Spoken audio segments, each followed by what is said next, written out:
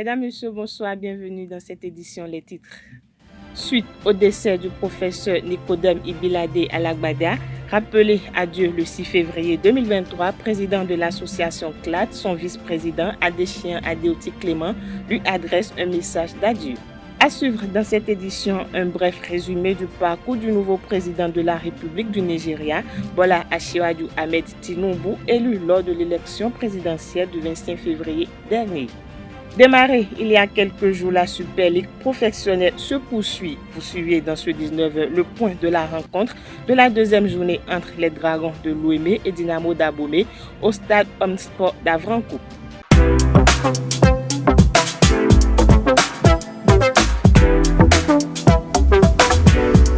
Moi, je suis à ESAE et toi? Moi, je suis en administration des finances à ESAE. Moi, je suis en diplomatie et relations internationales à ESAE. Moi, je suis en journalisme à ESAE. Émission ici, c'est ESAE. Moi, je suis en communication marketing à ESAE. Moi, je suis en droit à ESAE. Moi, je suis en gestion des ressources humaines à ESAE. Moi, je suis en gestion des marchés publics à ESAE. Moi, je suis en administration du travail et de la sécurité sociale à ESAE. Moi, je suis en sciences économiques à ESAE. Moi, je suis en banque finance à ESAE. Moi, je suis en administration générale à ESAE.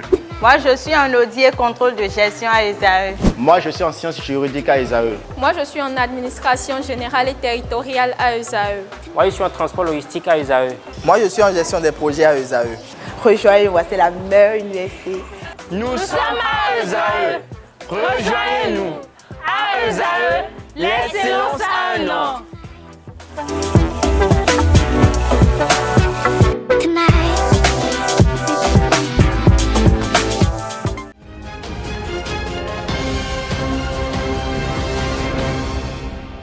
À nouveau, bonsoir. Décédé le lundi 6 février 2023 à Yaoundé, au Cameroun, des suites d'une maladie, le révérend pasteur Nicodème Ibilade Alagbada a été inhumé le samedi 25 février 2023 à Takon, dans la commune de Sakété, selon les rites de l'église protestante méthodiste du Bénin. Suite à son inhumation, le premier vice-président de cette association, Clément Adéoti Adéchien, a adressé ses messages d'adieu à l'illustre disparu. Propos recueillis Francis Fahami, Edouard Aïpé. C'est déjà la stupeur, c'est l'émoi, c'est cette surprise inattendue de ce lundi 6 février où j'étais en plein coup. Quand à 7h05, mon téléphone a sonné, mon SG ne m'appelle pas aussitôt. Je vois l'appel du SG, je dis mais SG, qu'est-ce que tu as dessus? Bon matin à m'annoncer comme ça. Quelle activité nous avons oublié au niveau du CLAT? Il dit mais non, on n'a rien oublié. C'est plutôt le plus grave qui vient de nous tomber dessus. Le président est décédé. J'ai perdu mes moyens, j'ai titubé, j'ai basculé en retraite pour aller m'accrocher à la chaise qui était derrière moi parce que je ne comprenais pas ce qu'il me disait. Mais pour revenir à la réalité, c'est que c'est une information que personne d'entre nous ne pouvait s'attendre à recevoir en ce moment-là. Il est difficile de pouvoir nous apprêter à parler de Nicodème Alagbada de sitôt en tant que ex-président défunt de CLAT. Ce n'est pas possible, ce n'est pas quelque chose qui est à l'ordre du jour, ce n'est pas quelque chose qui est au programme, ce n'est pas envisageable parce qu'il n'y a rien qui prédestinait, qui nous laissait croire à cela. On se retrouve subitement et à parler de notre président au passé. C'est douloureux. La peine est immense. C'est un être qu'on ne décrit pas. Il est un tout. Quand vous parlez du professeur, pasteur, révérend Nicodème Alagbada, il est un tout. Et quand vous regardez le 25, ce qui était attaquant, et vous comprendrez par vous-même que il est une immensité. C'est une immensité. Et pourtant, rien de sa personne, de son vivant, ne laisse transparaître qu'il était aussi monstrueux en termes de gloire, en termes de science, en termes de sagesse. Il est énorme, il est inqualifiable. C'est des champs de perte qu'on ne réussit pas à compenser, quoi qu'on dise, quel que soit... on dit nul n'est irremplaçable, c'est une formule consacrée passe-partout qu'on commence par utiliser et pas galvauder. Quand il s'en faut, mais pour dire la vérité, il y a des êtres qui vous manquent et tout est dépeuplé. Et je crois que c'est le cas du professeur Pasteur Alagbada. Je l'annonçais tantôt en titre, Asiwaju Bola Ahmed Tinubu est désormais le nouveau président de la République du Nigeria. Il a été élu à l'issue de l'élection présidentielle du samedi 25 février 2023. À suivre dans cet élément le résumé du parcours du nouveau président nigérien. Âgé de 70 ans, Asiwaju Bola Ahmed Tinubu est un homme politique nigérien né le 29 mars 1952.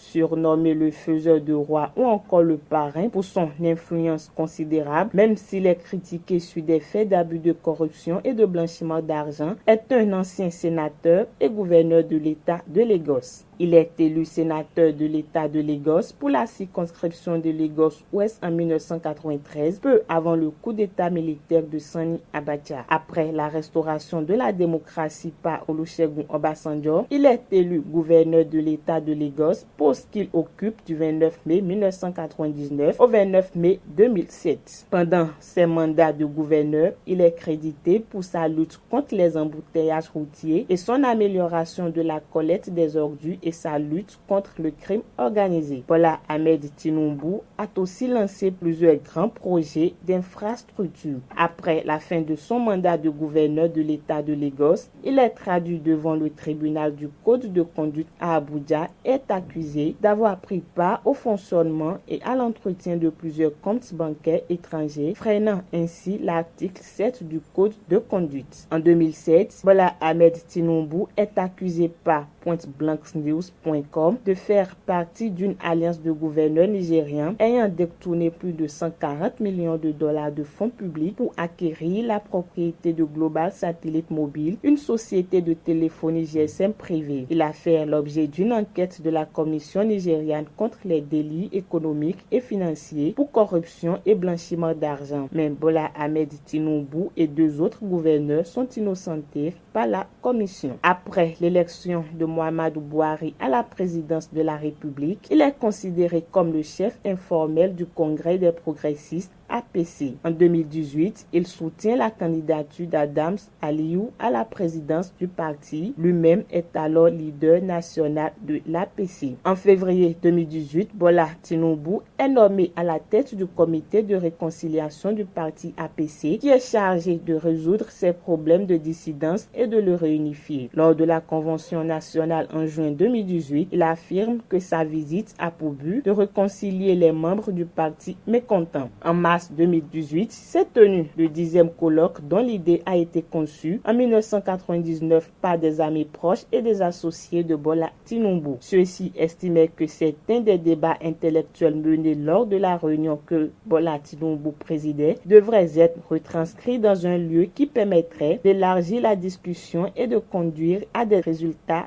tangible. Par exemple, le thème de la 9e édition du colloque en 2017 était « Le produit au Nigeria » et a permis d'examiner de manière critique comment les Nigériens peuvent s'assurer qu'ils produisent ce qu'ils utilisent et qu'ils utilisent ce qu'ils produisent. Le thème de la 8e édition en 2016 était l'agriculture et en 2015, lors de la 7e édition, le changement. Comment ça va fonctionner? Candidat à l'investiture de l'APC pour l'élection présidentielle de 2023, le parti au pouvoir, Bola Ahmed Tinubu, a été déclaré vainqueur le 1er mars par la Commission électorale nationale indépendante à l'issue du premier tour de l'élection présidentielle au Nigeria qui s'est déroulé en fin de semaine dernière. D'après les décomptes, il a obtenu environ 8,79 millions de voix, soit 36,6%, tandis que ses les principaux challengers, Atikou Aboubakar du Parti démocratique du peuple et Peter Obi du Parti travailliste, ont enregistré respectivement 6,9 millions et 6,1 millions de voix. Les principaux partis d'opposition se sont plaints d'irrégularités et ont rejeté le résultat comme étant frauduleux. Le scrutin qui s'est déroulé globalement dans le calme attendait plus de 87 millions d'électeurs aux urnes. Pour rappel, il remporte l'investiture de l'APC en juin 2022 avec 55,3% des voix. Son candidat à la vice-présidence est Kashim Shettima. La Commission électorale nationale indépendante déclare Bola Tinubu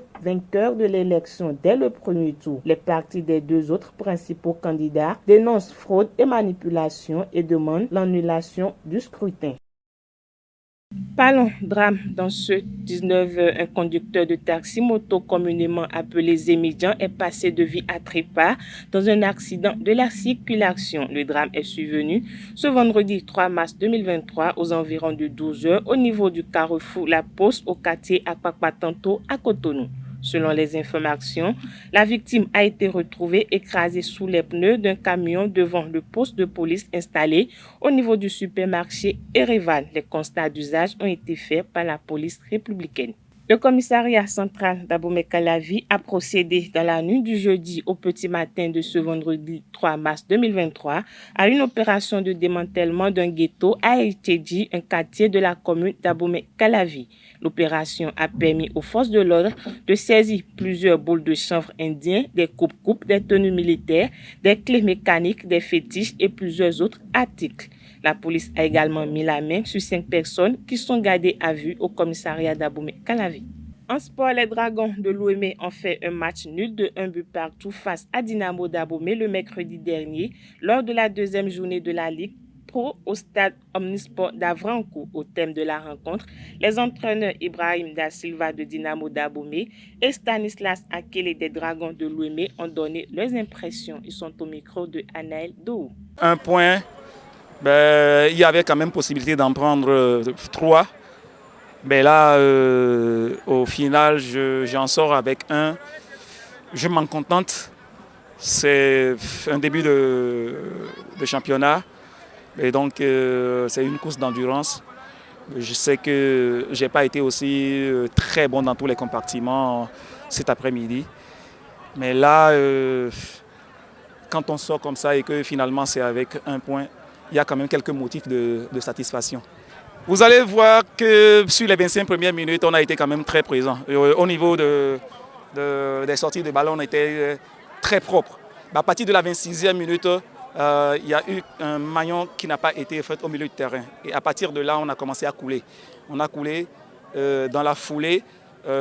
Notre défenseur qui allait au fait couvrir une balle, il aurait pu jouer au gardien de but.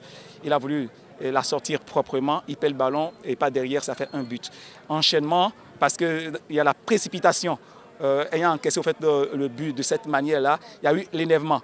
Et donc, à un moment donné, il y a eu un gros manque de communication qui nous a amené carrément jusqu'à la fin de la première partie. Il a fallu au fait aller au vestiaire, remobiliser la troupe. Et vous voyez que quand on est revenu avec de meilleures intentions. On a compris que les Dragons ont survolé beaucoup plus le milieu de terrain pour chercher au fait un attaquant beaucoup plus loin. On était tombé dans le piège vers les 20 dernières minutes en jouant au fait pareil. Et quand on a compris, on a en fait essayé de jouer en style direct. C'est ça qui les a en fait le plus déstabilisés. Et vous aurez remarqué au fait sur le but égalisateur que c'est parti au fait du milieu de terrain jusque dans les buts. Il y aurait eu un but aggravateur si notre joueur avait eu le sang-froid qu'il faut sans donner le ballon et aller conclure au fait lui-même.